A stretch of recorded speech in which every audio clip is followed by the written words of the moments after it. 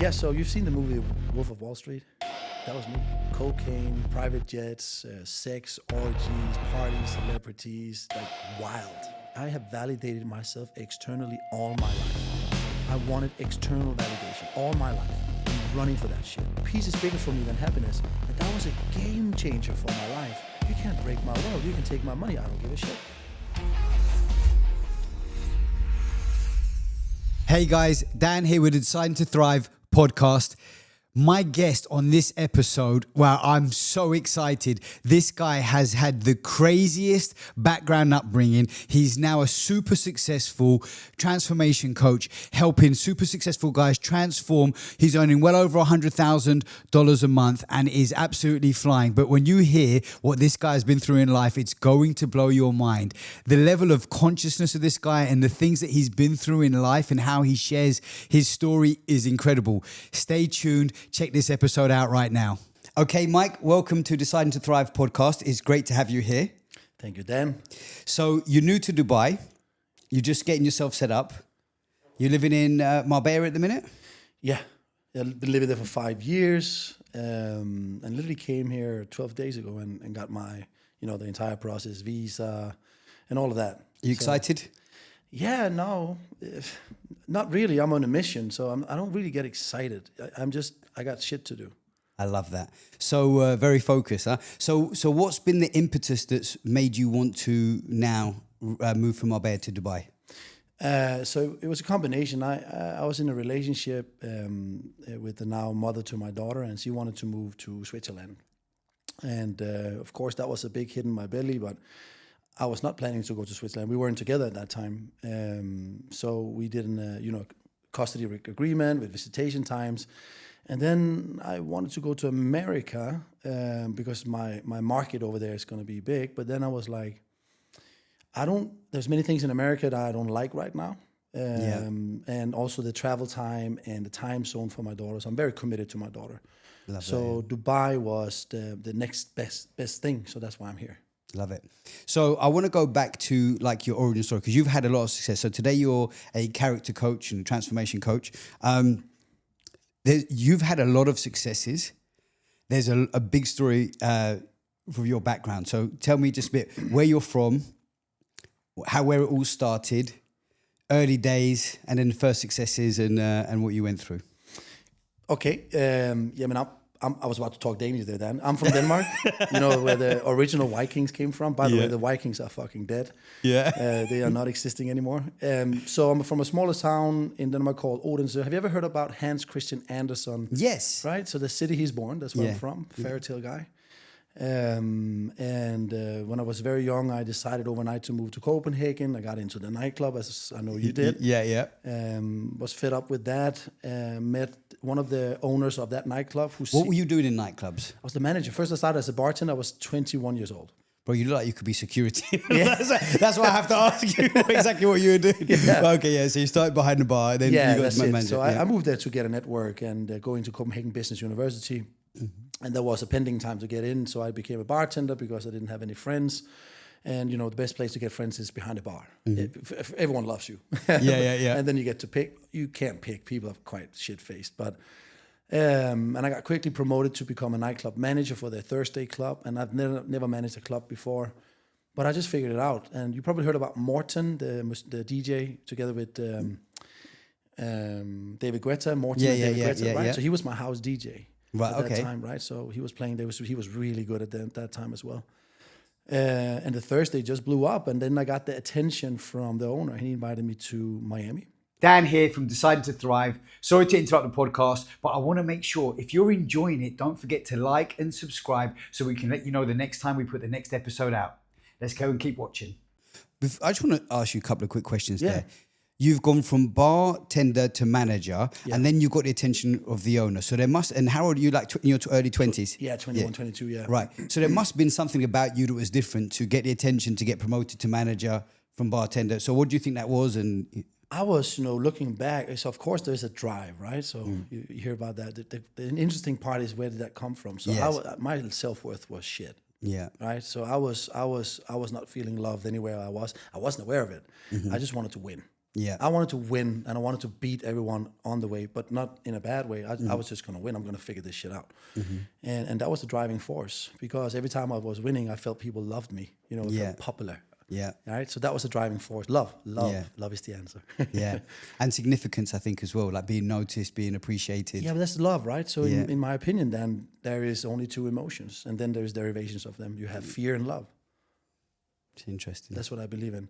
And I was hungry for love, and that was my driving force. I couldn't lose. I could lose a thing, Yeah. but that was a learning for me. I was really.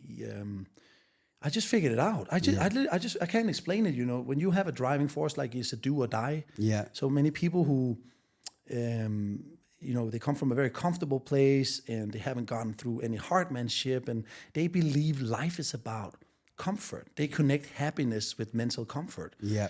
And which I don't believe in that. So I believe. And that's been something from in your early 20s? It's the way you're raised, right? It's what Yeah. you go through. So your foundational belief system is established when you're very young, right? And then you have your parents and your authorities, and you watch TV, and you grow up, and you are just who you are, right? Yeah. You haven't even given it a second thought. You just wake up. My name is Mike. This is what I like, right? And then you get older. But I believe, you know, that so people who like, especially welfare states, right? That's where, you know, soft men are really People created. entitled.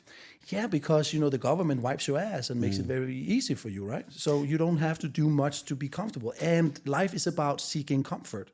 That's where happiness is for them. Where, you know, my happiness were, as you said, in significance. And that turned into, my happiness were in growth, becoming, challenges. Yeah. And you often see world-class people, they thrive there for whatever reason that is. So that was, I was only happy when that happened. Yeah. I wasn't happy in comfort. Yeah. Yeah.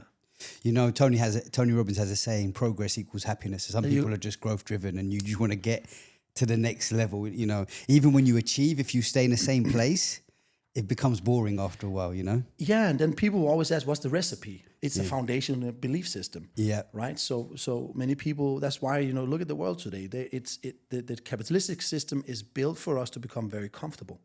It is, and, you know, all the services. I call it the dopamine economy. Yeah. Right. The dopamine economy is harvesting on one of the biggest survival mechanisms we have, which is in a Homo sapiens brain. That your brain, my brain, is 200,000 to 300,000 years old. Yeah. It hasn't moved the needle. Yeah. So Daniel, you and I, we're going to go back to the Stone Age, right? And even further.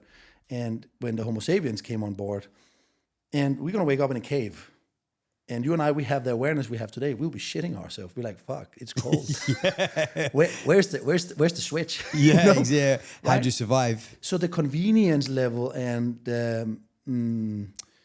a comfort level has really increased the last 100 years, and our brain has not yet really understood that. You know, your daughter's only 2, right? Yeah. But there's a movie called Wall-E about a robot. Yeah, I know that one. You've seen Yes. it. Have you seen how all the people end up fat? Yeah. And they're hovering and they can't even move. Yeah. Because they're so. This is like how.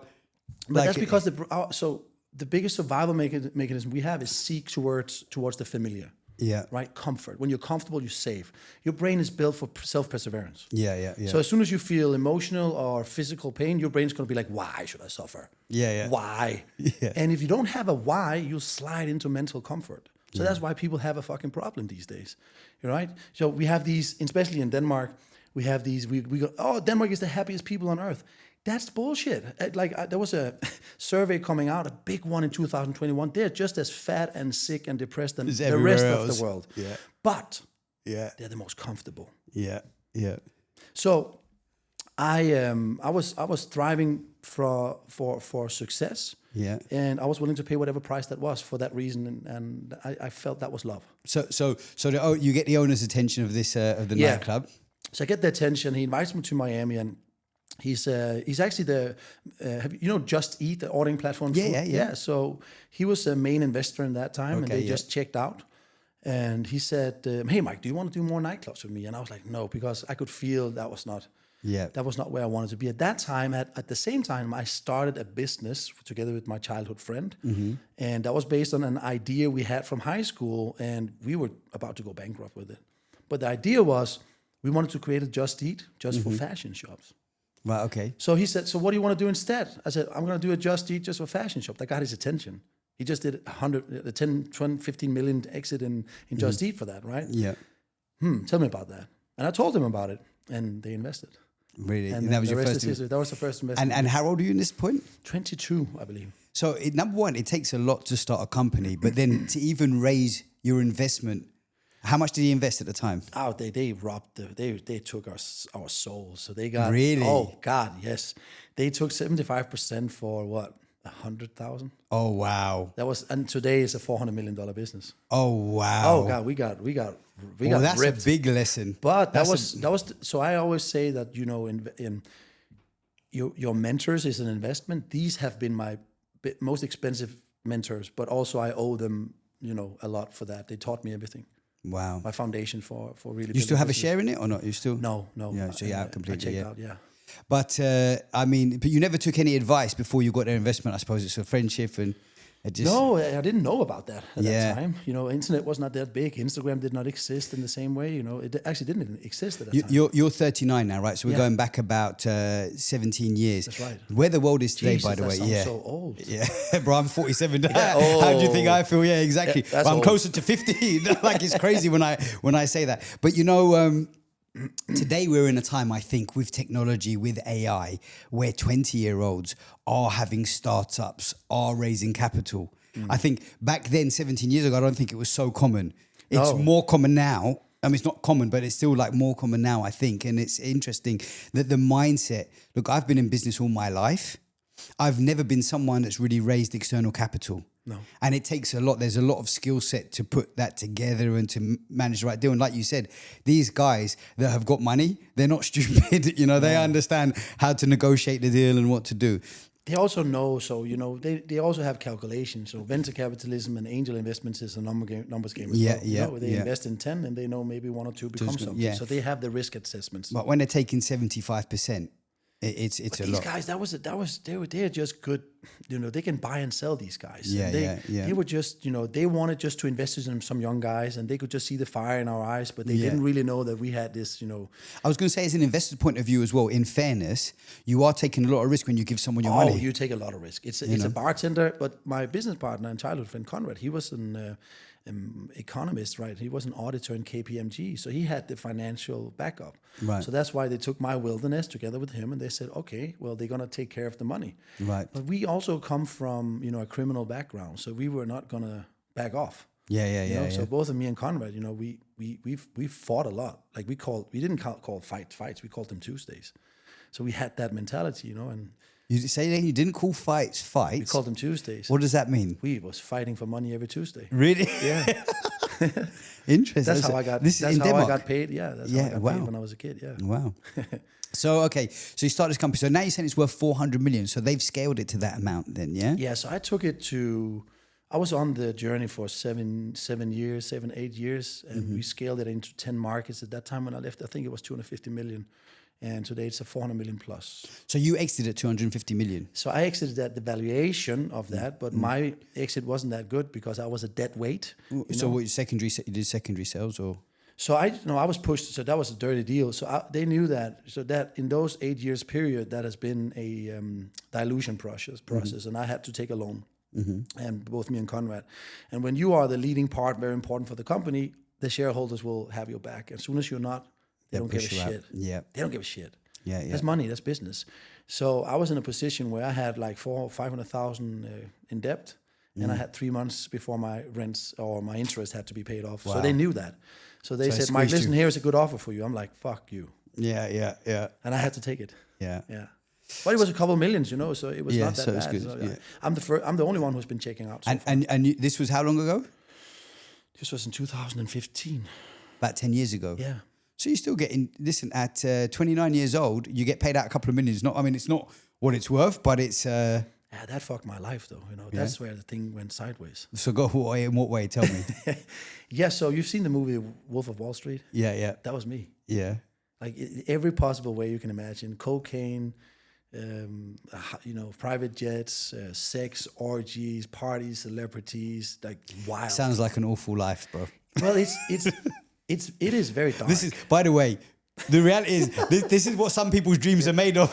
As you're saying that, but God, tell us the dark side of. No, it's at some point, you know, when you do substances and drugs, let me be fairly honest, it's fucking incredible in the beginning. It is fun, especially when you're in that high roller environment and you've always been dreaming about that as a kid. But it becomes the same and the same and the same, and everyone who is in there does not really have a soul. They're just hunting the next craziness. Yeah. And, you know, I started to be more anxious when I woke up. I didn't wake up, but I started to be more anxious when I couldn't fall asleep. And, you know, you just had these like top supermodels in a country you didn't even know where you were. And you know, you go from one room to another room and it's just naked. It was just mad. And there was a voice starting to tell me, you know, this is not right. And it started to give me bad thoughts. But let's just put into, you know, calculations that, you know, you're completely happy hormones depleted. You're on a big mental downer. And you have, you know, still you have been raised by your mom and dad, and you start to think, this is not right. And that just becomes a big voice. And then what happens is that you can't finally fall asleep. 3 days after, you forgot about that. The brain is stupid. You know, the brain, so I believe, so when you do something and you get hurt, now, if it's also good in that process, your brain tends to remember only the good. So let's say you've been hurt a lot mentally by, you know, taking drugs and doing stuff. It wasn't hurting anyone, but I'm hurting myself. Then you sit there next Friday and you know that, oh, you know, but the brain just thinks 10 minutes, oh, that's going to be good. Let's do it. It doesn't think the entire night or 2 nights in. Right? It just takes the first habiting. So my life was like that, and I started to slowly pivot out of it. But then, you know, I met some billionaires. And then the second wave happened. Okay. That wasn't my money anymore. That was their money. And then it took a wilder turn. And now when you just think, okay, it cannot get wilder, there's levels to that. Really? Yeah. It just got mad. Yeah, it got really mad. Again, nobody got hurt. It was just a wild lifestyle. And then I got hit even bigger. So, you know, one painful moment becomes a bigger painful moment. And I decided to leave it. And so just I want to dig a little bit deeper there, right? Yeah, let's so go. Okay, so you've You want to have the details? yeah, man. Listen, that's what's interesting, you know. So because you know who took my Coca-Cola? So it's behind you here, this side. Okay, So- tell me then. Okay, so you're going to these parties, you meet these billionaires, you're still on substances, you're still doing substance abuse, still having, you know, wild nights out and everything. So you meet these billionaires in that environment or separately or? So billionaires are weirdos, right? So they have to be weirdos. I don't mean that in a bad way. Yeah. But they're crazy, right? They're not normal. You can't be a billionaire, self-made billionaire and be normal.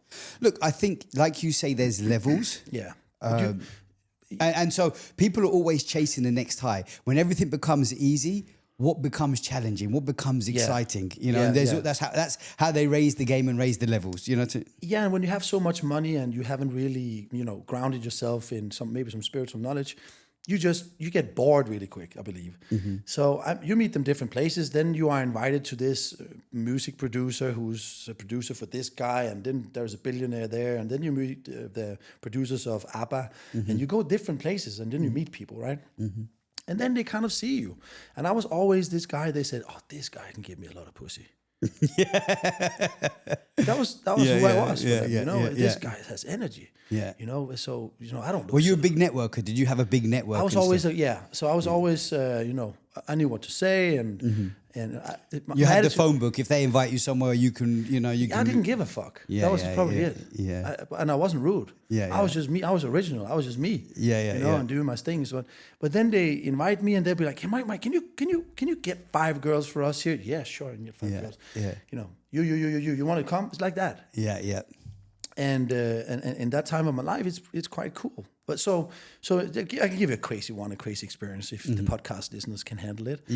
One of the most crazy experiences I've had is I'm going to take you in. I think it's a Saturday. It's 11 p.m. in the night, and there was this guy called.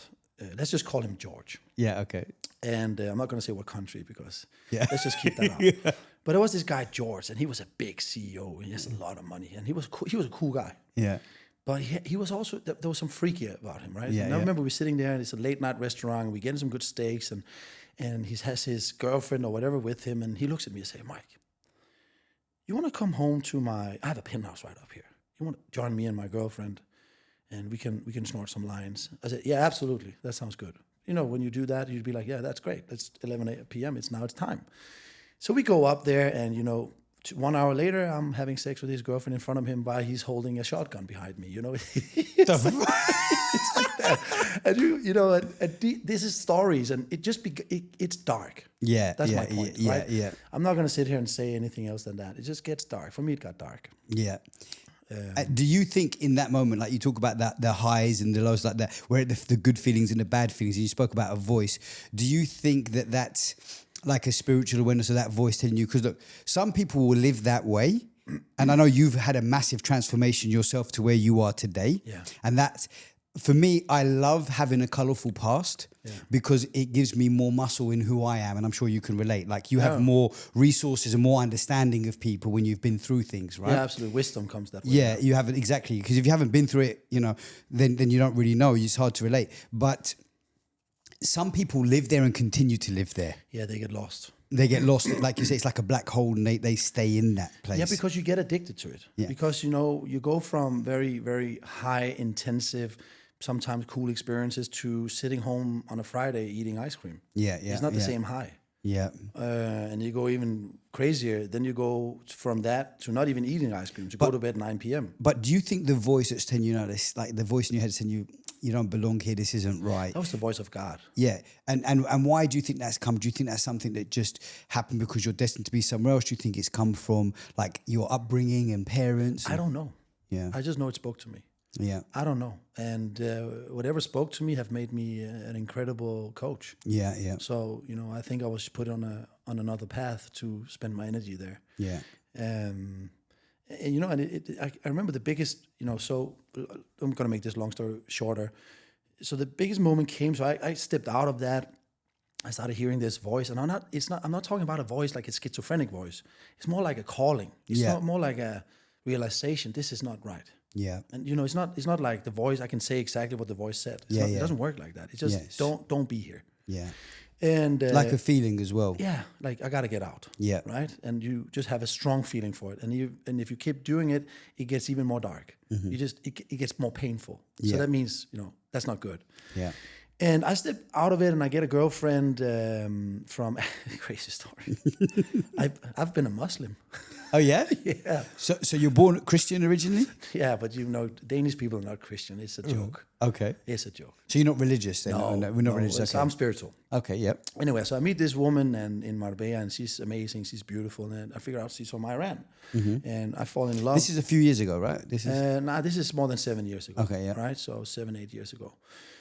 Yeah, 7 years ago. And I fall in love, and I figure out she's from Iran. And I think at that time I was more in love with the feeling of getting out of that environment and sticking to her. Okay, yeah. You understand? Yeah. So it wasn't really her, but she was beautiful, and she was exotic, right? She's from Iran. That culture was also something I love Islamic cultures and the way they have the values, etc. I think it's very interesting. Yeah. And I go meet her parents. I fly to Tehran. The first time I shit myself in an airport. Almost. Yeah. You feel not safe. Yeah. You just feel I am in no democracy anymore. Yeah. Right. Yeah. And but they were all kind. It was just my mind. Yeah. They were super kind. And we go there, meet her parents. I get her blessings, but they say, but before you can bring her to Sweden, you need to marry, and before you can marry, you need to become a Muslim. And I was thinking, okay. Well, where do I sign? Yeah. I just because I knew she wanted to have a green card as well, and she's a fashion designer, a fantastic fashion designer. So I was willing to do whatever to give her that green card. So I convert. It's just a signature on a paper, and I know a lot of people who's religious going to be like blasphemy. Yeah. You've got your own journey. I don't think I'm spiritual. If it's Allah or God or Buddha, I love you all, man. I've got to tell you something, by the way. I'm very spiritual. Yeah. So I'm born Jewish. When I came to Dubai, I looked into convert to Islam, and I would have done it. Like, I don't think I care enough about the identity. So I just said, hey, I'm spiritual and I'm just going to stay where I am. I don't need to change something on a piece of paper. No. But I'm attracted to the values, the way of life. I love that a lot of my Muslim friends pray on Friday. Like, when I look at all the religions, the Islamic people are the most disciplined. Yes. And I respect that. I like people that walk their talk. And so everybody can hide behind a I'm this religion or that religion. But when these guys are going, Yeah, but it's more like, so there's a the discipline in it. Islamic countries has also been run by dictatorship. So they have been rough or tough with them, with their religion, which I respect. So we have been a more democracy where, religion has been pushed out. Actually, I read the Quran, I read the Bible, and it's super hard read. Yeah. It takes ages to understand. It's a lot of small stories all the time. Yeah. But they say the same thing. And it's a beautiful story, and it actually goes together. So I've read it all too. I need to understand it. But back to the story. So here I am, and she's in Sweden, and we are happy. But suddenly I'm not happy. It gets too boring, right? And I thought something was wrong with her. It's never about me, right? And I go to Marbella, and I fall in love with another girl. Here I am again, on a runaway. And I fall in love. And I go back to Sweden, and she figures out, and she gets heartbroken. Of course she gets heartbroken. I was a complete idiot. Yeah. And I can't even stand her to be heartbroken. So I said, listen, I'm going to pay for you, and I'm out of here. And I leave. And she's destroyed. Then she's destroyed. I was a piece of shit. Yeah. And I go to Marbella, and that was in the Corona times, and I had a lot of money still there, and I had an online coaching business at that time. I was doing really well, and I was living in a big villa, and I meet the mother. Fitness coaching, was it? That was pure fitness. I just wanted to have freedom and something to do. Yeah. But I was coaching them a little bit live coaching, but I felt pathetic, so I didn't go into it because I was still snorting lines. So I felt pathetic. I didn't feel real. Yeah. And I meet the mother to my child today. We fall madly in love, and that we went on a journey together. So she also came from a background, so we were starting to do substances together, and that was a new experience for me. That was actually quite fun. Yeah, because we felt more connected. Yeah, and we could stop, and there was control until there wasn't. Yeah. Right. So it was the same thing again, and then we decided to stop. And 3 months after she gets pregnant, not planned, and then that's for the first time I took a decision of really changing my life. Oh, really? Yeah. So her being pregnant was, do you think the impetus was the thing that inspired you to change? Yes, it was. It was. So she asked me, because we were not together. We broke up. It was a very toxic relationship, like extremely toxic. We broke up 10 times, and it's just a mess. But sometimes they're the fun ones as well. That's the problem. Right? She's been my biggest teacher. We haven't had it easy. I love her to death, and she gave me a beautiful daughter. And there's nothing to say. It's my responsibility. That's how I look at it. Anyway, so I decide to stop, and I actually hold it, and I don't have a problem stopping because I start to think about this new life. Because she asked me, what kind of father do you want to be? You want to be the father who is with the mother, or you want to be the father? I said, don't ask me. Let's try to figure this out. So we tried. It doesn't work. 3 months after my daughter is born, she decides to tell me to leave for whatever reason that was. And what do? I go straight back to my pattern. Because I'm so hurt. How could you throw me out? She's a 3 months old lady, a 3-month-old baby, and I was just, and she threw me out, and there was a lot of ego justification in that, yada yada yada. So I go straight to a hotel, and I get 5 girls to come over, and I buy a lot of cocaine. I do exactly what I always done. And then my phone is, she's seeing everything on my phone. And she figures out, and that's so painful for me that I got caught in that. Wow. Shame on shame with shame on shame. And I couldn't hold that. So I go to Ibiza. And in Ibiza... Of all places. We say out of the frying pan into the fire. Then I don't hide anything. I'm telling you the truth, but there's a point with that. So I go to Ibiza, and here I am, super naive, because I have a former business partner there. He's against drugs, and he doesn't drink, and he's a sport guy. Right. So I go there, okay, it's enough. I'm done with this, right? It was very painful, especially after my daughter was born. It started to be extremely painful. And I go to Ibiza, and I meet this crazy dude in the airport. Of everyone, there is this dude who looks like a nerd, but he's a complete freakazoid. And first night, he takes me into Destino, and he pops an ecstasy pill in my mouth, and here we go again. And that killed. That was the last time I ever touched, drugs. Oh, really? I go to bed, I wake up, and I look at my phone, and there's a picture of my newborn daughter, and I cry. Right. And I cry. And I cry, and I cry. And I look myself in the mirror, and I say, I hate myself. And I get this voice that says, you will never have peace in your life if your daughter married a man like that. And that fucking kills me, man. Yeah. And that since that day, I didn't touch. And I went on a mission to become the man that I admire. And then I transformed completely, and I found a recipe for that, and now I coach people doing that. I mean, I love the depth of what you're sharing. You know, something I learned a long time ago is everything is the meaning we give it. Yeah. And the meaning you gave it was, what if she marries a guy like you? Yeah. And so for me, I have a son. Yeah. And you know, I mean, there's some similar parts of our journey. I'm not going to tell you which parts are similar, but there's some there's some similar parts, right? But one of the things that happened to me, and I told you before, right? I had a heart attack 6 months ago. Yeah. God bless you, bro. And I at the time I wasn't living bad. Or, you know, there's obviously things I could always improve. There was definitely points, I wouldn't have gone as far as say that I hated myself, but I would say there's parts of myself that I wasn't proud of. But one of the things for me is, where I have a son, I already understand I'm my son's hero. If you ask my son, who's your hero? I know he's going to say me. Yeah. The point is, if I'm playing the game at this level, then where's he aiming?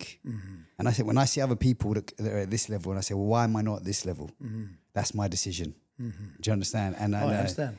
And so instead of looking at who she would marry, because I have a son, I'm like, who's he going to be, and how do I? Yeah, set it's the too tone? different. It's too different. But was a big inspiration for me. Yeah, and I mean, I haven't told you as well, but I went through periods of my life also, and other periods of my life where I had a lot of things going on.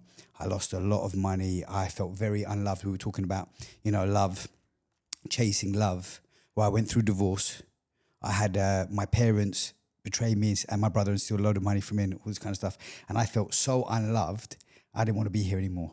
And the thing that kept me alive, that turned it around, was my son. There you go. God bless him. You know, They come as these blessings, are things, small yeah. freaking angels. Yeah. And so I'm curious though, so what was the point? So you cried. What was the point where you've gone from there to the transformation of who you are? Give me like a few steps of where, you know, what actually First of all, happened. I was broke. I had 1,000. I came from millions of dollars. Yeah. Crazy life. Yeah. What were you, just go back, what at your peak, what were you worth at the time? Do you think? Probably approximate. $3 million. Right. It's quite a lot for that Yeah. age, you know. And then you come down to like, and you're in your 20s in this period. So it took me, you know, I spent 7 years just spending that. Yeah. Yeah, so it didn't go that fast actually. Yeah. Because there was a lot of years. It's a lot of money, by the way.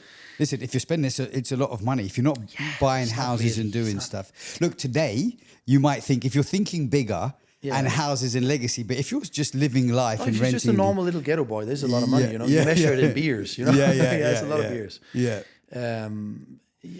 So I was broke. Yeah. And I decided to change, and I have a lot of spiritual pain. It was in my bone.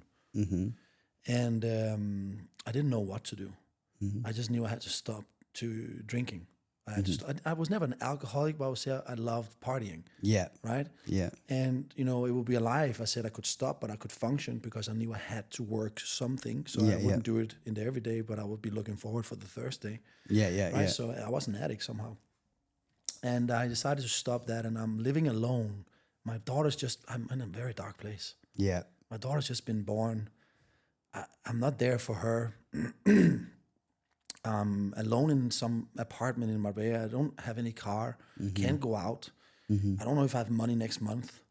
It was a dark place. You were doing the fitness coaching still at this time, or not? No, at that time I was doing a mentorship course for Danish entrepreneurs. They have no fucking clue. Yeah. And I had to show up every fucking morning, Tuesday and Thursday, 8 a.m. Hi, it's Mike from the Mindset Club. Let me teach you about mindset.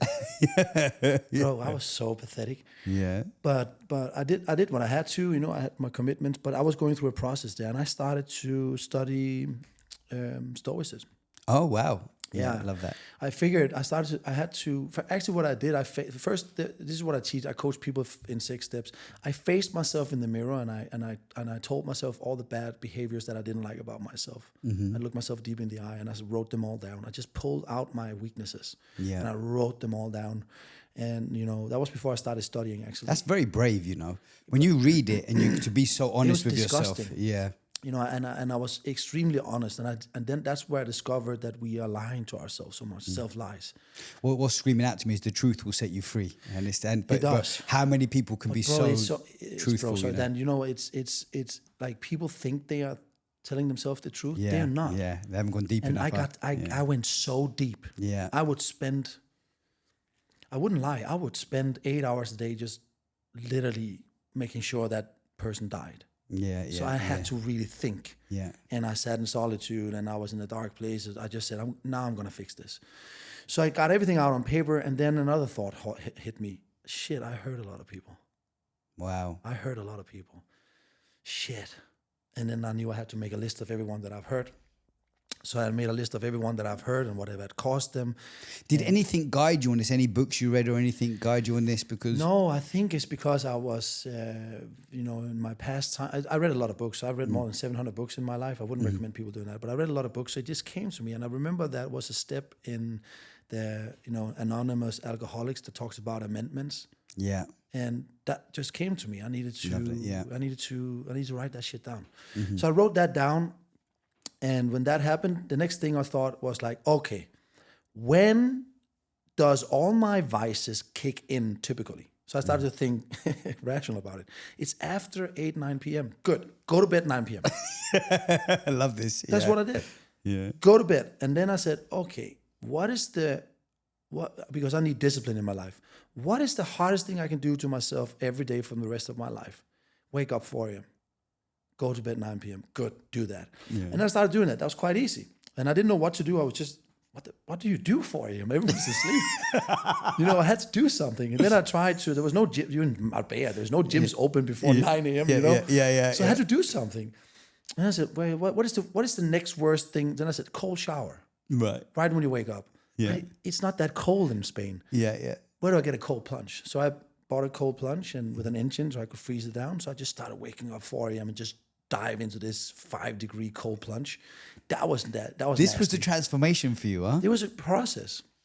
Just before you came today, I was talking to one of the guys that works with me, and I was explaining to him about whenever you want to change your life, you can make 3 to 5 decisions, but they're like disciplines, and you put them in every day. Yeah. You just have to think, what's the most important thing you need, and then you make it a daily routine. Yeah. And for you, it was like 9 p.m. I took it in steps. Yeah, that's what you do. I just took it in steps, and I added to it. And it ended up with this, long story short, ended up with my morning routine is now, I still do it till I haven't missed one day. Yeah. Listen, Dan, I've been having a seminar in Malmö in Sweden, and there was no cold plunge. So I booked a hotel next to the harbor. So in January, you have to crack the ice. I went down.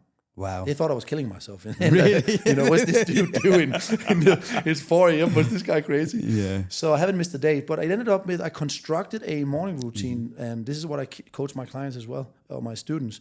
And, I go to the cold plunge, and right after that, I open a book because I started reading about Stoicism. So I read up some books. I read about mindset, about perspective changes, because I know that. By the way, you know what? I did a Wim Hof course in Marbella. Yeah. Yeah. And do you know in Benahavis, where you used to live, there was the lake that comes down. Have you swam that lake? Yes. Yeah, it's cold, man. If you go to early morning, it's cold, man. Yeah. But 5 degrees, 4 a.m. Yeah. You haven't even, you first of all, you don't want to wake up. Yeah. Like you don't. Yeah. And it's not the beginning. You don't really sleep at 9. You maybe sleep at 10. And yes, maybe sometimes at 11. Yeah. But you make one rule. I wake up 4 a.m. no matter when I go to bed. Yeah. All right? Yeah. This changed my life. So I started reading these books. I started going to the gym 6 a.m. in the IO. I started just, cutting out. I told myself, I'm going to be the most disciplined guy on planet Earth. Yeah. And then I started to redesign my character. I started to write down what life principles. So how were you earning money at this point? You were doing this I was not. Right. Because IO is an expensive gym, by the way. It's the most expensive gym in Marbella. Yeah. So I was having, this mentorship course, and there was one client come in. I just paid. That wasn't important for me. Yeah. I knew, and I started to chase the man. Yes, yeah. Not the money. They were not important for me. Yeah. Because this man couldn't fucking make the money stay anyway. Yes, yeah. So I had to change him. Yeah. So I and I made it work. Yes. And I even made up my decision. Listen, if everything goes to shit, I'm gonna go in a camping van. I just need Wi-Fi. Yeah. And I just kept going. And then I redesigned a character. I started to figure out what life principles do I want to live by. Mm-hmm. And I started reading books about it. And then I redesigned my character. Mm-hmm. I literally looked at a piece of after a lot of exercises, belief systems, values. What do I hate? What do I love? I just completely reconstructed everything. Mm-hmm. And then I made a text because I got a clear picture of this guy that I wanted to become. And then I thought, okay, if I'm hired into a Hollywood movie, how do I play this guy? Oh, I love that. How do I play this guy? That's a great analogy. How do I play this guy 24/7? So I just thought, because I didn't like the fucking other guy, so this guy gotta die. So I just started acting different. I just literally, and there was many people in Marbella that doesn't know me. So that I didn't give a shit. I would just pretend, hey, my name is Klaus. Right? They don't know. Yeah. So I didn't change my name, but I just acted. You put different. a persona. You started to behave I just how you signed a would new be. guy. Yeah. And then I reinforced him in that ice bath. I figured out that if I'm in that ice bath, I'm in a very intense emotional state. I want to get the fuck out. So I stayed and I just pictured this guy and I just said, you are this guy. Yeah, I was about to ask you if you had vision boards, but you visioned mentally as well. But I don't even believe in vision boards. Really, no? No, it's the guy. yeah, It's the man. well, you're making the vision in your head. You don't see do it that. externally. You're seeing it internally. But I tell you what I learned then. This is also why I constructed a 6-step period. So imagine you're going to chase a goal now, right? Okay, but if you bring the same guy into it, yeah, you're not going to get it. Or if you do get it, you're not going to keep it, you're basically. not. Yeah. And typically when you set a goal, the guy you are when you reach it is a new guy. Yes. But you got to develop yourself on the way. Yes. But so I took it the other way around. I said, let's construct the guy and then set the goal. Got you. Okay. Yeah. And we have transformed, we've been working. So I didn't start selling this until I was fully transformed. Yeah. I just promised and I became spiritual. I talk to God. He's like you. I swear, and I just speak with him. Yeah. Or her, or it, or everything. Yeah. And there was a time when he said it's also time. I'm not a schizo, but I had a feeling. Okay, you're ready now. Right. And I didn't know how to sell it because how do I do that? Yeah. It just came to me. I just went to my whiteboard, triangle, and I made a process about it. This was 4 months ago. Today we are, we do 100K every month. Wow. And we have transformed more than 60 high-level income men's life tremendously. People who has been snorting cocaine have a functional life, they stopped. Yeah. And also people who doesn't do that because, self-sabotage was my issue. Yeah. Right? And people that comes in with self-sabotage all have low self-worth. Yeah. Well, I mean, look, whether it's substance abuse or whatever, everybody's got their own vice. Everybody's got their own thing that they can't control, that they don't, or aren't in control of. I won't say can't control. They're not in control of. But like when you say you look in the mirror and you say, what do I like? What don't I like? This is a real deep. People are weak, and I'm not saying that I was weak too. Yeah. People are weak, and it's such a shame that that pain is the change. So I want to provoke that pain so you don't have to go through that pain I did. So that's also why I speak the way I speak on my Instagram. Yeah. I call them the fuck out. Yeah. I will never say something that you can't change. Yeah. But I will call you out of what you have already thought about yourself that is so painful that you have justified that weak, non-existing decision that you need to take. Do you think society plays a part in that? No, you can't blame society. It's you. You don't think the environment conditions certain people to be a certain way? Yeah, but that's all made of people. By the way, I'm very aligned with how you think. I know that. Yeah. But you're asking good questions. I'm just saying, no, I don't believe that. But what I do think, it's not that I feel sorry for people. I think we have the decision. I look at, like here, I have gratitude and love. Yeah. Right? Yeah. On my arm. And I'm very grateful. I have tits and... You have a more fun life. You can go back into the memories and have it. Okay. Actually, I got this done. I went to a Joe Dispenza event. Oh, right? really? So, yeah. That's nice. So I've been with Tony Robbins for 5 years. Yeah. Transformed my life. Then I hit like a very low point in my life. And then I went, his voice didn't really hit me as much. No. And I needed to pick myself up. And I went to this I always wanted to go to Joe Dispenza. I'd read his books. Have you read the book, Breaking the Habit of Being Yourself? Yeah. Supernatural. Everything. Yeah. So the event I went to was essentially supernatural as a life event. And it was during COVID. It was amazing. But he reminded me of some stuff that we can change. Yeah. And I was living in the past. I was focusing on past pains and past wrongs and just the negative side of it. Yes. Yeah. Instead of empowering myself and understanding everything I could be grateful for. And so I tattooed this here so I never forget. What did you say again? Gratitude and love. Okay. Yeah. Do you believe in happiness, Dan? Yeah.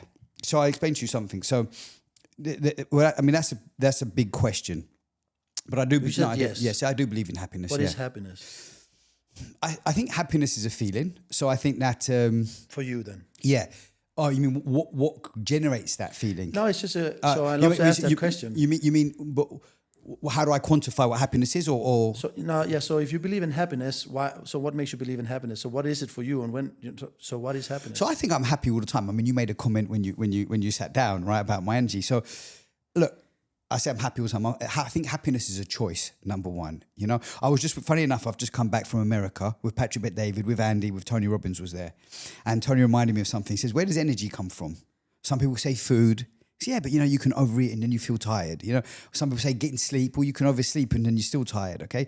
So it's a mindset. And I think happiness is a mindset. It's a decision that you make and you choose to be happy. And that happiness maybe comes from gratitude. Like, listen, in fact, let me challenge you on that. Yeah. So I'm not trying to be smart. Okay, no. This is a great discussion. Yeah. So you are in a shitty place of your life. How do you choose to be happy?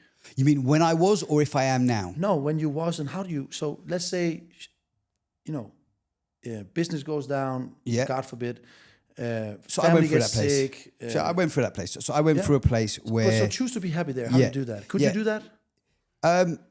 I wouldn't say it's an instant thing. I don't think you go from 0 to 100. If you're in the bottom, you don't go from 0 to happiness. But then it's not a choice. Choice is, do you want black or red? I want red. It's not a choice. Yeah, well, okay. Then if I had to be pushed to say it like that, no, I'm just challenging you. No, and I like it. No, I like it. And I think it's a great topic. I think if I had to be pushed to say, is it a choice? I think you still choose to be happy. I think in my worst moments, let me tell you what I went through. I was going through divorce. I was living in a house with my wife at the time. That we go up the stairs and she go to the right, I go to the left. Right. Luckily, it was a big house, but again, but these are things. Okay, I was pinched financially. Right? I'd been betrayed by my parents, by my brother. They'd stolen millions of pounds. I felt like a failure, and so my self-worth was low. In that moment, there were times I was living in Portugal at the time. I was living in the Algarve, and I was driving a €300 a month rental car. I think it was 300 or 500 anyway. And I'm used to having Lamborghinis and different like cars, right? I drive to the beach and I look at the beach and go, wow, this is beautiful. Mm-hmm. In fact, and how I turned it around, I joined a gym at the time, like how you went to IO. Mm-hmm. Yeah. I went to a place called Campus. I don't know if you've ever been to Campus in Quinta del Lago, and it's like in the Algarve, where all these celebrities go. It's a beautiful like health club. And when I looked at my life, I thought life is shit. But I said, but look, actually your life is today. And today you're in this gym, in this beautiful swimming pool, this beautiful, Yeah, okay. And this is how I changed. This was how I started to change. But if you said to me in that exact moment, and then I did. I said, hey, listen, because I'll go one step further. And a bit like you, there was moments of change for me. There was moments I thought, where can I jump off a building? Mm-hmm. I don't want to be here anymore. Oh, wow. And this is my lot of that. How I'm a piece of shit. I'm a failure. This is how I was talking to myself, and I understood. Thank God, and this is why I have the gratitude as well. Yeah. That I happened to come across a Tony Robbins to teach me some stuff that I wasn't always focusing on time. And then I remembered. No, motion creates emotion. Like it, and emotion is not permanent. It's a place that we're in based on what we're focusing on. Mm-hmm. And then what am I focusing on? Mm-hmm. And look. Thank God I have two hands, I have two legs. There are some people that have no legs. There's some people that have no eyes. I read a book actually. It's by a Christian pastor or something. I forget his name. That's gone from my head. It's I Declare. The book's called I Declare. I forget who the author is. Very famous guy. And there's declarations. And then every day you'd read a declaration. I declare this on my life. I declare that on my life. And then behind the declaration is a story. And he tells one story about where one guy thought he was going blind. And he woke up one day and he lost his eyesight. And he goes anyway. And eventually, like 1 week later, he's able, like the condition that they couldn't be cured is cured or whatever. And then he gets his eyesight back. How grateful is he now that he can just see? But he's in the same position he was just over a week ago. But how much more grateful does he appreciate what he's got? Yeah. Do you understand? You get what I mean? No, I totally get it. So the reason why I totally get it. But I ask it because I've spent tons of hours thinking about it. Yeah. Yeah. And then I ask myself, so when am I? So what would make you unhappy then?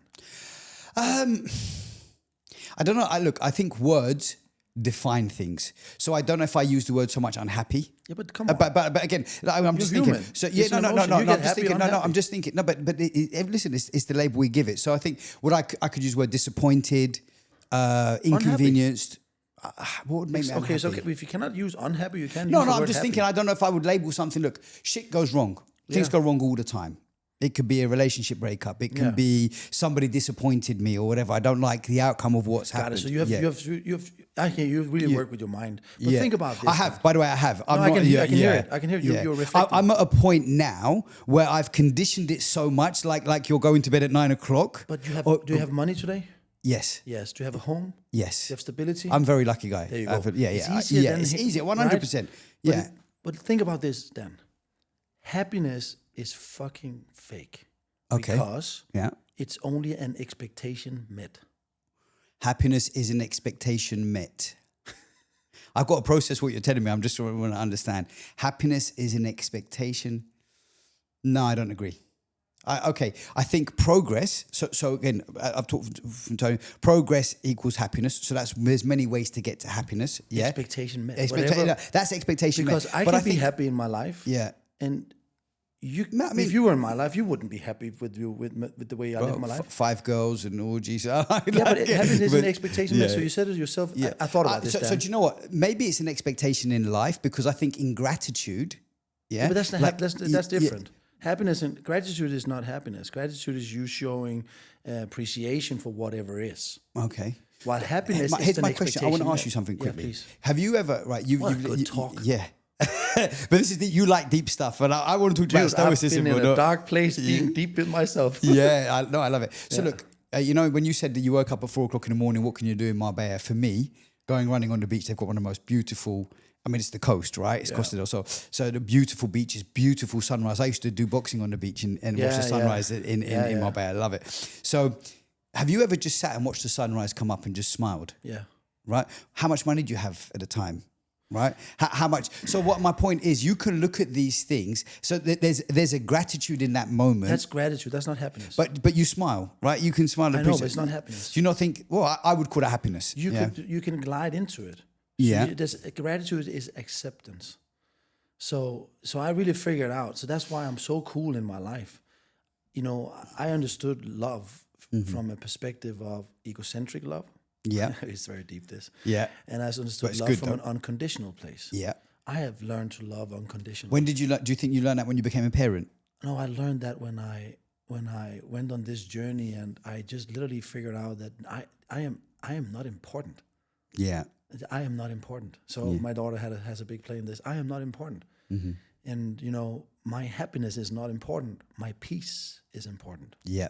My peace. I think a lot of men at our age, and I say at our age, over 30, 35, as they kind of mature. Yeah, definitely. And understand. After you get a but I think that's definitely a man thing more than a woman thing. I think it's peace. I think as a man, we want peace. Yeah, but so because then I thought about what rocked my boat. Okay, so because I want to make sure I'm never going to be in that emotional belief system place again and destroy my life. What rocked my boat? It was that I was expecting happiness would be around the corner there. I was expecting happiness would be around the corner there. So gratitude isn't a perfect word. That doesn't mean I'm not happy. So I can play with happiness. Yes. But I'm not going to go. So the Stoics said something. They said something that really also made me think. They said, if someone annoys you, this was Epictetus, who was Marcus Aurelius' tutor. He wrote a book that's called The Manual. It's a beautiful book. And if someone annoys you, irritates you, frustrates you, it's actually not that person annoying you. Yeah. It is your opinion about that person. 1,000,000%. Which means it's yourself. Yeah. And I'm like, wow. Yeah. And that's why I understood happiness is the same. Understood. Okay. So I just think we have different meanings of the word. But but I think, look, I mean, when you say happiness is around the corner, that means happiness is at a destination. Yes. Yes. It's by expectation met. But I actually think happiness is like you can be happy now pursuing the guy you want to be or I want to be. Do you get what I mean? Like happiness is in the moment. Like for example, here's a perfect example. You have your systems and your routines that makes you the value system that makes you the man, and you're happy with the man you are.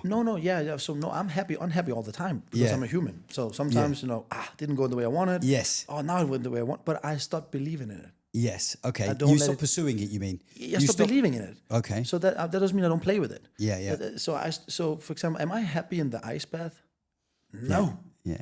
No, I'm not. But you're happy in the discipline of who you are that can go I in am the in ice bath. peace with me following my own promise. Yeah, yes. So peace is yeah. bigger for me than happiness. And that was a game changer for my life, which means I am kind of unbreakable. You can't fucking touch me. Yeah, you can't break my world. You can take my money. I don't give a shit. You know, one of the biggest things that shifted for me recently, in the most recent weeks, someone said something to me was, who are you being when nobody's watching? Yeah, it was said on the podcast of Joe Rogan. Right, is that right? Right, yeah, okay. yeah. So I heard it somewhere else. It was said to me by many somebody. people. He said, first time I heard it. He said, if you had a camera crew running to 24 hours a day, how would you be? Yeah, yeah. So and that is, and now I'm not going to polish my glories because I am definitely as close as that as I have ever been. Yeah. And I take conscious decisions. So for example, people like, I was in a podcast in Canada, great podcast, Rebel. Mm-hmm. And he asked me, so Mike, what about, so you have high ambitions, you are a high performing dude. Yeah, well, if you think so.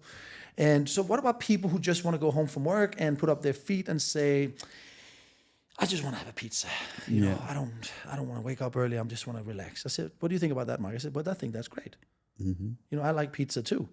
And if you say you're good, just make sure you actually are good. Yeah. Yeah. And that's all my point is. Yeah. If you say, so people, they have we have a tendency of saying, no, my life is good. And then we justify that, you know, because we know it's going to be so tough to get that life, because the life you've been choosing, it's not been easy then. You've made money, and money is not easy to make. Well, I got to tell you, when I first had my first success, I used to run nightclubs. So we spoke about the nightclub bit, right? So I was a promoter, so I used to fill the nightclubs. Yeah. I mean, I don't know how I found a way to move people. No. And I did better than the average. You know, I could fill out clubs. I would bring about 5,000. Well, this energy, the man you see today is the man that's developed over the years, right? But listen, I'm short. Back then I was really overweight. And it's interesting because some of the memories that I have today, I used to go out with a guy who had a great body, right? And he used to go to Marks and Spencer's and buy a £5 t-shirt, like a €5 t-shirt. And I'm buying like Gucci and whatever, trying to look good. And I have man boobs and a belly. And he just puts a £5 t-shirt on and had man boobs? Looks great. I had man boobs. How did that feel when you had it? Yeah, fucking, what's the word I'm looking for? Insecure. What did it? So look, I had moments. Yeah? Yeah. Like I had like a confidence that I could have. But when you woke up in the morning and you looked at yourself, because I never had, I honestly want to know, how did that feel when you woke up in the morning and you look at yourself in the mirror? Did you just kind of think, no, I'm okay, or what happened? Because you can run around hating yourself all the time. Yeah, you know what? I would say that I probably didn't focus on it. No. I think when I got dressed, I would look and how do the clothes look, and I might feel like a little bit, or sometimes it looks better, sometimes it looks worse, or you know, like you'd always wear black, right? Because black, you didn't want people to notice. Yeah. But then still I could go out and someone would like flick it or something, and it would like be really like. So isn't that so? This is thank you for sharing that. But the reason I'm saying that is when you go, if you're good, make sure you're good. The reason I'm telling you that is I wasn't good. No. Now back then I didn't know how to lose the weight, and if you had asked me, I would tell you I did everything. I used to have a personal trainer. I trained 5 days a week. Yeah. No one taught me nutrition at the time. It was only until I hit early 30s that I got involved in my business, in my nutrition company, and I got involved with Tony Robbins, that and I had a mentor around this stuff. When was this? What year was this? 2013. So what's that, 12 years ago? Yeah, but I don't believe in that. You know, you didn't know. If I put a gun to your head, you would figure that shit out. I'm telling you, bro. Listen, I swear to God. A gun to your head, you would have figured it out. Look, maybe it's possible. Look, but I can go back another level. Okay, so I grew up poor. Yeah. When I started making money in nightclubs, so like you, I was chasing the attention, the girls. Look, I was getting girls. I was short and fat and still getting girls because I was the guy, you know, I was like, you know. And when we had money... The word short and fat doesn't really sound... but man, it's crazy. Today I'm 47. I'm in a different place completely. No, but your energy is contagious. You have great energy. You've been going through a journey. Yeah. So I just want to... and thank you for being honest then. It's not my podcast show, but I really love asking questions as well. Go ahead. Do you know how many men... go through this shit? Who fucking accepts that pain every day instead of fucking 3 months of a little discipline. Stupid idiots. Why would you put yourself, and now I know you said I wouldn't know, but now let's just fast forward 2025. You know. By the way, for sure. Now it's people different. Can't avoid it. Yeah. For now it's different. That pain you had, which you kind of learned to live with. Yeah. You rather want that every day for 15 years than actually 3 to 6 months of discipline. Well, I've got to tell you a couple of things with that, okay?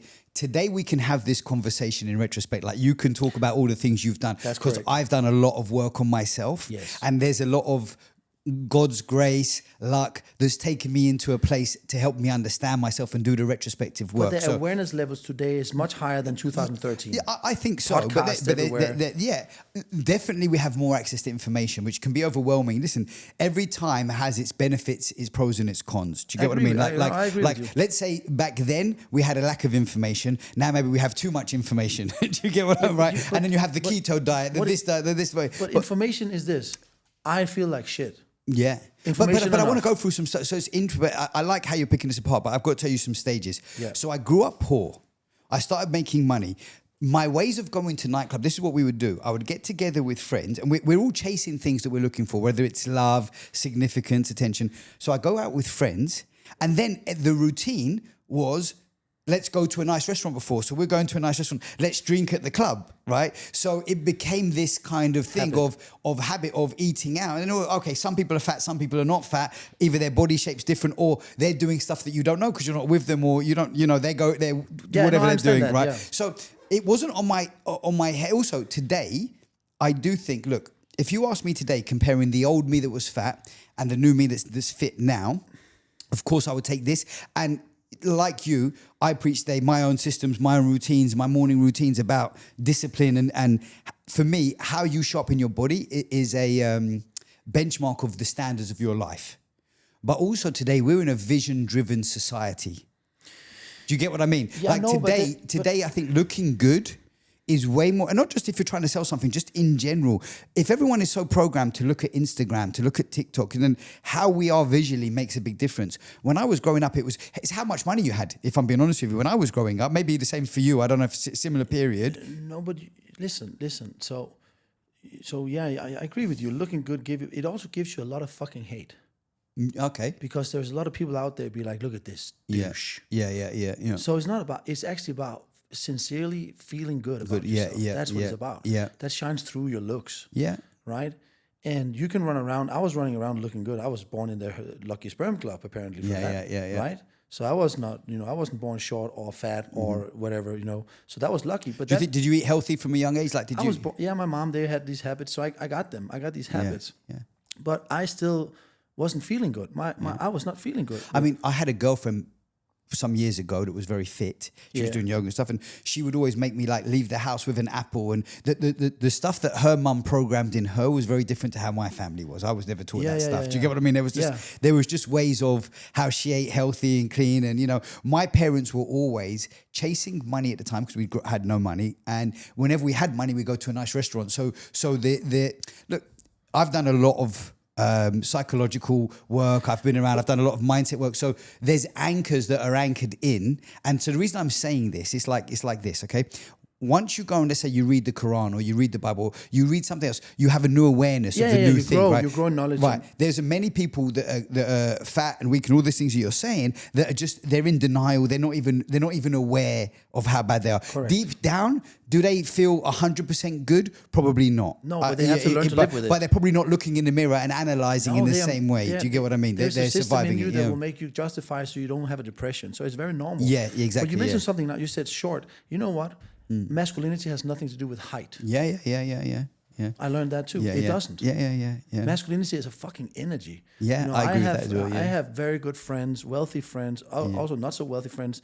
They are more men than I ever was at that time. And they were so attractive for women because not because of their height, but because how they carried their energy. They were masculine men. And that's also an important factor. So masculinity. So I just want to put that out there. Masculinity has nothing to do with your height. It has to do certain way of your respect. Your values, how you respect your body, how you respect others. But your height, to a certain extent, of course, if you are born with it, it's difficult if you are born as a very, very, very, very short person who is, in a minority of having a handicap. Yeah. Okay, but then we go back into the animal world.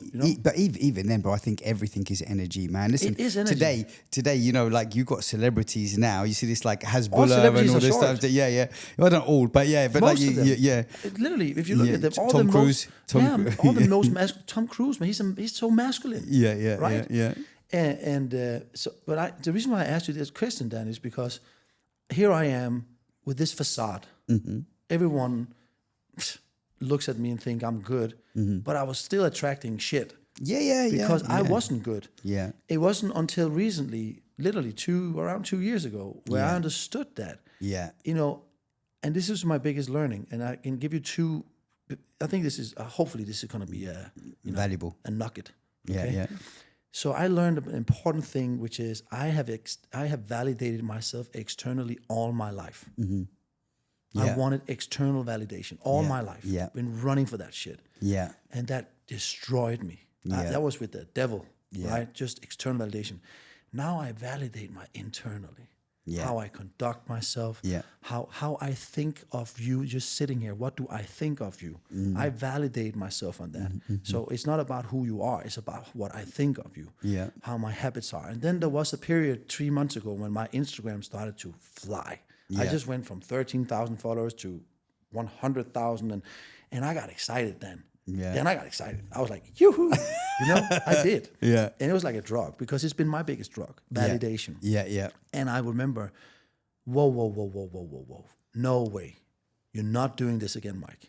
And I had to sit down. I love that. Yeah. And I had to ask myself, Yeah. are you doing this shit? What you drug? Are you back on your drug? Yeah. And I had a big realization. And that was intention is bigger than attention.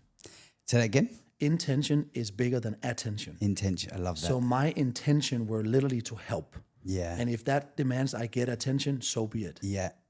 And then I was like, okay, continue. Yeah. That was a big learning for me.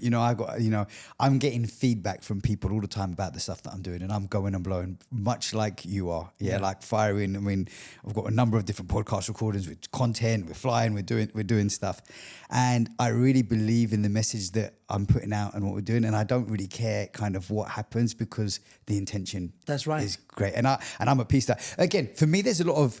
This comes in a lot of wisdom. Generally, it's part of it from age. Somebody can be old and not learn, right? I think if you've done the work, the internal work is the awareness is a big difference. You get a shield, right? Yeah, you remind me when I was in nightclubs, and I again, I go back to short and fat because that was my identity then. Yeah. And all of a sudden, I've got girls, I've got attention, celebrities, and I'm the guy. My ego went. Here. Yeah, of course. And I had all sorts of arguments and problems and this and that. And I remember when the success overcomes you, it's like, do you even know who you're talking to? Do you know who I am? Like, I'm like, and this was this thing that used to play. And then the business would go like this. And at different periods when I'd have success, it would come back. And I used to eventually got to the point with maturity and wisdom and learnings that I caught myself. And that's beautiful. It happened right before I came here. So I've chosen to live a conscious, congruent life. That means I have to be very much in contact with my values. Yeah. And listen, I'm coming back home from this workout with a guy called Rafa here in Dubai. He's a machine. Yeah. Jesus Christ. Yeah. I love this dude. Shout out for him. And then I come up and I see outside my door, there is a bag and there is some water. And I asked one of my coaches, Jesse, did you order this? No. And my mind's like, cool, man, free shit. Yeah. Right? Yeah. And I take it in and it hits me. Wait, I'm stealing. Yeah. I'm stealing. Yeah. So, and Jesse's about to open a donut that's in this bag. I'm like, stop. We're stealing right now. We're not fucking doing it. Yeah. So I take it back and I put it next to, and then I go to take my shower. And I keep doing that in my life all the time. Yeah. I'm always in check with my values. And I think that's, if you can teach this to men, I promise you, it's going to be such a nice world. I think, I 100%. So there's a lot of things we said. I just want to come back and listen. I'll say it this way before we go off on a tangent. That when I said before, who are you being when nobody's watching? Correct. These are the things that when you start to have that conversation with yourself, because we do slip. We do like, I just do that. Whoa. Is that really who I am? Yes. And it's like, again, so your thing was and when you spoke about habits, like going to bed at 9 o'clock, everything happens after 9. Have you read the book Atomic Habits? I did. So there's like a stacking effect. So for me, mine would be overeating. And I would stay up. And I had this conversation with one of the guys that works with me. And I would be up at night watching TV, thinking I've had my nutrients and everything for the day. And then, I'm a bit hungry.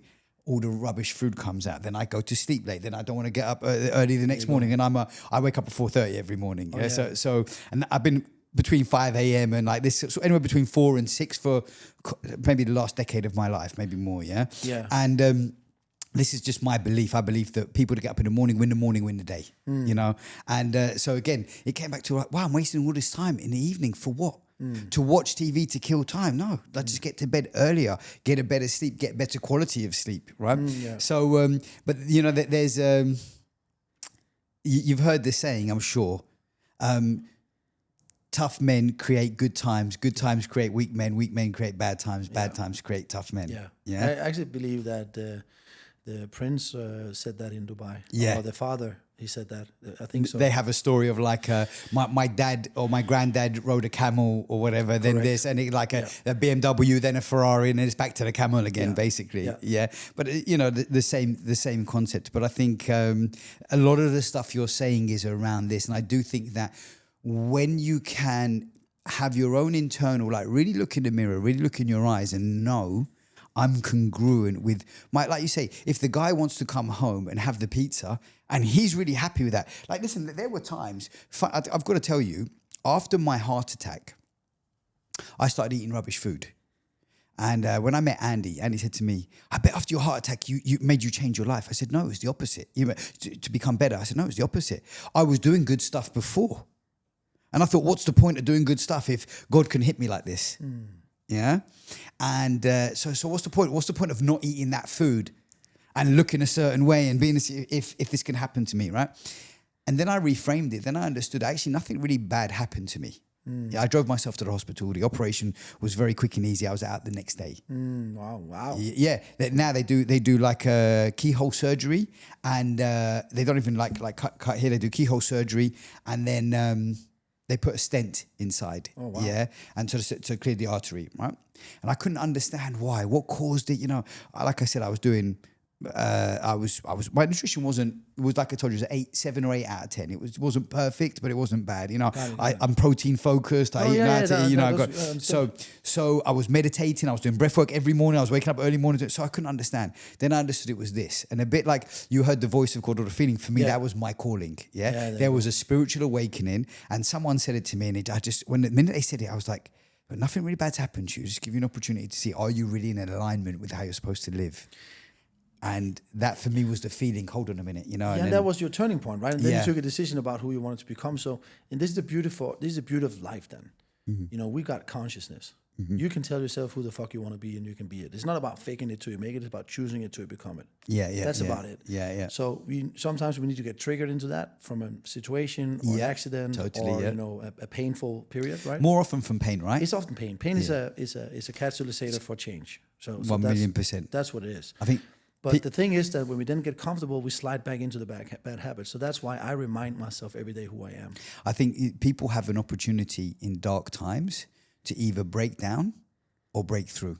And it depends who you are as a character. I think, you know, for me, I think I've been a driven character. Oh, man, I broke down then. I broke down. But then, like the Phoenix, I rose. You know, so funny, I call myself the Phoenix.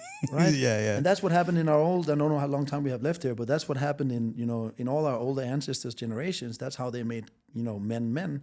They sent them out on like in Japan, it's called a misugi.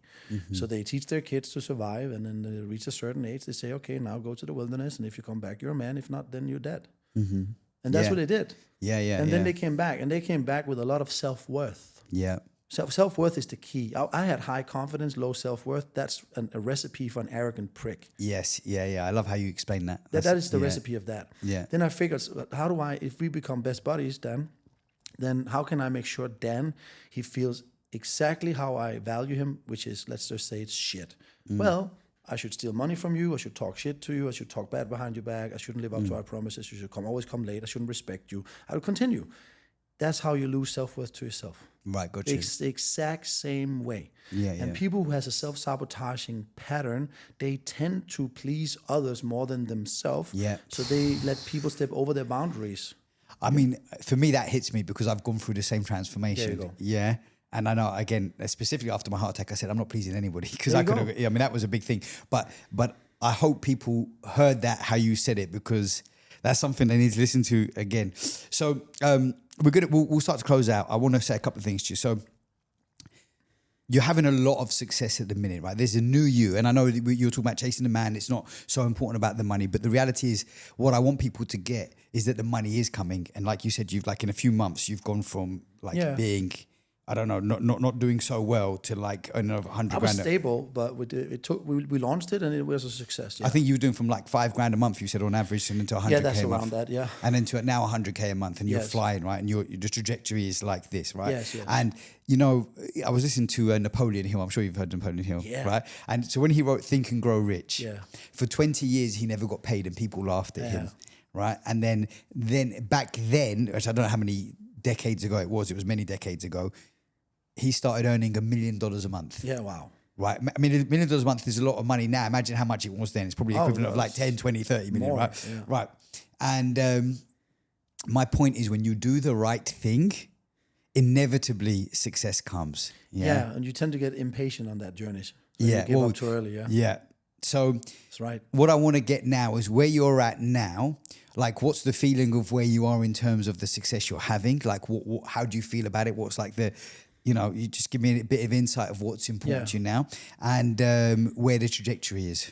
Yeah, I don't feel anything because I've humbled down. Yeah. That was very important. I don't feel anything. You travel nicer? No. No, you travel the same? Yeah. Yeah? Yeah. Stay in the same accommodations? Yeah. Like, with the income you're earning, are you like investing it? You're not like, are you sort of keeping it more distant from how you're living your day-to-day life? No, I learned to live in a way that I actually like living. Yeah. So I would say if I always had enough money, when I was stable to fly business class, if it was more than 9 hours. Mm-hmm. And now I'm flying to Dubai, I'm going to fly just extra leg room. Yeah. So I'm humbling myself down. Yeah. I don't live different. And all the money we're making now is going to be reinvested into the company because Love the that, trajectory is 9 figures.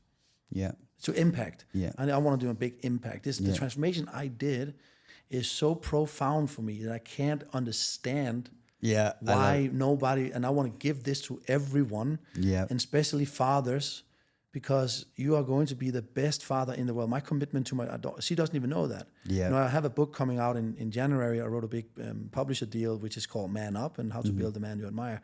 But then I had a feeling I started writing another book, and that is a book to my daughter that's called, A Letter to Ellie. Yeah, I love that. And I just want to continue what I do. I don't care about the money.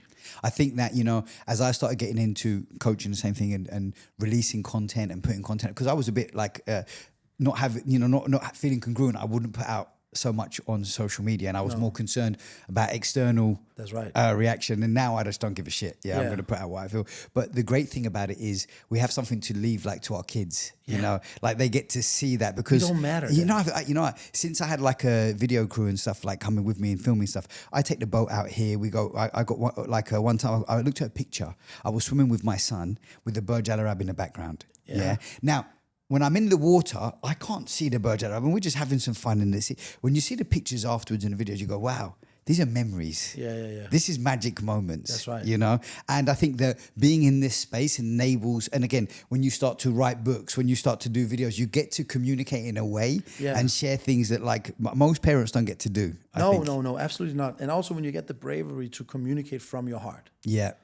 Right. That's where I believe that's where people will listen. So, I think Andy Elliott also said that really resonated with me. He said, you can make two types of content. You can make content where people say, so what?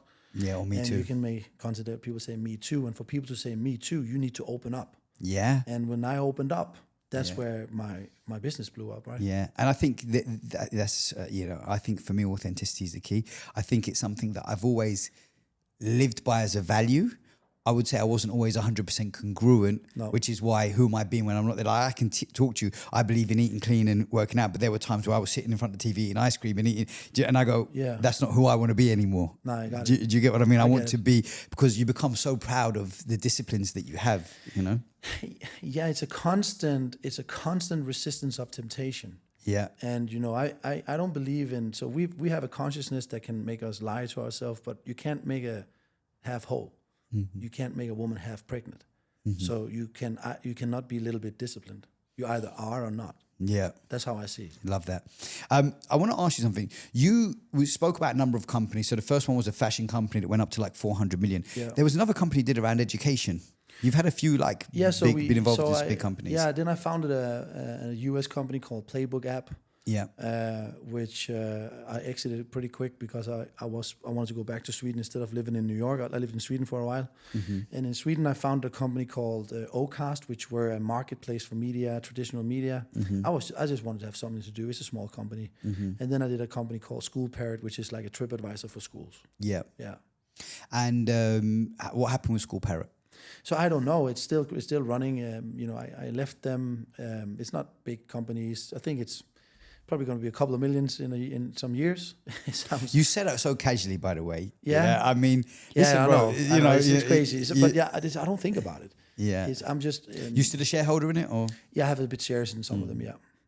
One of my passions, and maybe you're going to. Well, you're probably already half there, but even more so when Ellie gets older. For me, one of my passions is changing education. Yeah. Because when I realized that my education massively changed when I met Tony Robbins and I came into all the personal development, and I started, we talk about mindfulness, right? And consciousness. And when I understood how to manage my emotions and understand my emotions and process and have a bigger perspective of things. Financial literacy. I was lucky. I was good with numbers. I was an accountant as well. Okay. Right? And like just doing financial literacy and, just business in general and communication and leadership, all of these things I learned from Tony. And I said, why am I learning this in my 30s? But they don't teach you this in the capitalistic system, man. It's they want you to become a mechanic or a baker and that's because it's antiquated. Which is normal. Which is great because we can't all be these types. Yeah, yeah. Then it wouldn't function, So I would love to change the education system this way. Good. I have a plan. I have a plan to hopefully one day open, I say hopefully it will happen, or open a school in Africa. Yeah. So that's my whole focus one. Yeah, one of my projects. That's good. I'm actually on the board in something called the Global Entrepreneurship Festival, which is the biggest entrepreneurship festival in Africa. Oh, really? Yeah, and we are, tens of thousands of African entrepreneurs comes every year, and we are fighting poverty through teaching entrepreneurs to become better entrepreneurs. So there's a lot of alignment there, so we can discuss it. Yeah, that's why. So I totally align with what you do and what you think and feel there. Yeah. So just coming to a close now. If everything went wrong tomorrow, or God forbid you're not here tomorrow, and you've got to leave one piece of advice for Ellie or even Ellie's kids, like just one of the biggest powerful lessons that you think is going to empower her the most, what would that be?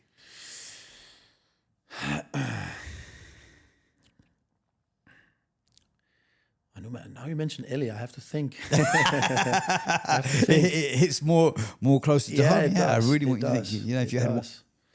I would say, I would really honestly mean go with the truth. And I know that sounds so cliche, but go with the truth means, we have an intuition that speaks to us all the time. But we haven't learned to listen to it because the ego and the intuition is so mixed up. And if you can learn to go with the truth, I have to do an explanation really, really quick. So you have a lower self and you have a higher self, right? You can call the devil and God. And lower self is our absolute worst version of ourself, right? It's the one that is cheating, the one that is lying, the one that is scared, the one that is judgmental, the one that eats shit food, the total absolute worst version of you. And then you have your higher self. That's your most aligned, most disciplined, unconditional loving, not judgmental, open-armed, and no fear, bravery, and courage, and all these things. And they both have a superpower then.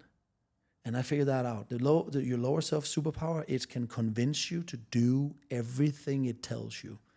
It can convince you, and it's a master to get you into that shit. And your higher self also have a superpower, which if you do everything your higher self says, you will get everything you want in your life. Yeah. So I don't, Tony Robbins, he says, I don't discuss with my brain.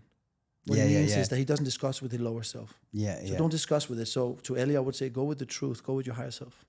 I just want to say today, you use the word superpower, and someone explained something to me, which I think is beautiful. When you have it is a villain, we're supervillain, right? They have superpowers, Okay. Yeah. Or if someone has superpowers, are they dangerous? Right. Well, it depends how you use it. Correct. Everyone can have superpowers. Do they want to use it for bad or do they want to use it for good? That's right. And this is all of us. We have this like infinite power. Yeah.